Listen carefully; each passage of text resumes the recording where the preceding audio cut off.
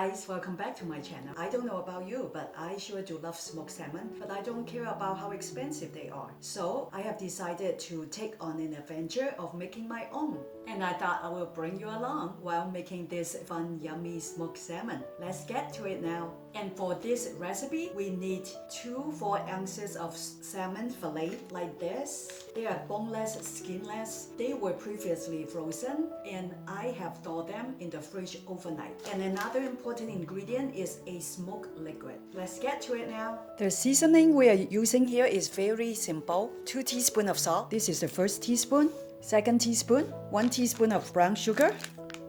Half teaspoon of pepper. And that's it. The next step we have to do is to mix it well. Let's mix our seasoning very well. Okay, it's time to marinate our salmon. We're going to use half of the seasoning on the fillet. Going to be as even as we can. I'm going to discard some water. There's a lot of water here. It's actually a good idea to discard the water before we start marinating. I should have done that, but it's okay.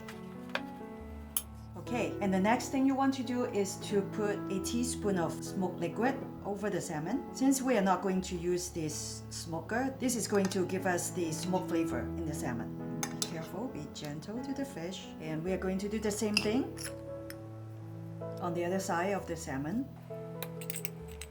You can adjust the seasoning of the salmon. If you like it to be more sweet, you're welcome to add more sugar. And if you like it to be more salty, you are welcome to add more salt. The recipe is very flexible. And that's it. Don't forget to add more smoker on the other side. And try not to put too much, because if it's too much, this smoke flavor would be a little exaggerated. So, but it smells really good right now. And that's it. We are done with marinating. And all we need to do now is to cover it up and put it in the fridge for 4 hours before we start cooking it. I will see you in 4 hours. Fast forward 4 hours later, and this smoked salmon are ready to be cooked on the stove top. Okay, let's check this out. Looks like the salmon is being seasoned very well. The salmon looks so good. Has a strong smoke flavor. I can smell it. The next step is we need to put this smoked salmon on this tin foil and then wrap them with the tin foil tightly. I already have my pot of water being cooked on the stove top on high. If you have a round rack to have the salmon foil sit on a round rack, but I don't. I'm going to use a bowl. Wrap the salmon very well like this. Let's go to the next step. Okay, I have a pot of boiling water here. I have been cooking it on medium high. Now I have turned it down to medium low because I'm going to put the salmon in. I don't want to overcook the salmon. So you can see I'm going to use a bowl that I am going to put right in the middle because I don't have a circular rack. You have a circular rack, you can use a rack and then place the fillet on top. That's how I'm going to cook the salmon. I've never done it before, so I don't know how long it will take. So I'm going to put the timer on 15 minutes to see, and then I will check. The safe temperature for cooked salmon is 145 degrees Fahrenheit, and I have my thermometer here. I will see you in 15 minutes and keep you updated. I have neglected to tell you how much water you should put in. To start with, I only have about an inch of water, and 3 minutes later, I worry about it might not be enough. So when I open up, sure enough that the water dried up very quickly. So now I have poured in another 2 inches of water. Keep checking, make sure that the water is not drying out. Okay, one more thing. Make sure that when you pour the water in, the water is not touching the fish. If not, you will be having boiled fish. We don't want that. But you also have to check that the water doesn't dry out, it doesn't catch fire. Just pay attention. It has been about 12 minutes.